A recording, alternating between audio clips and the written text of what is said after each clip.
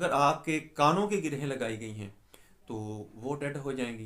कान आपके सुनाई देना बंद कर देंगे, इनके अंदर इन्फेक्शन हो जाएगा, आपको चलना मुश्किल हो जाएगा। क्योंकि कानों से अल्लाह की ज़ात, कानों के अंदर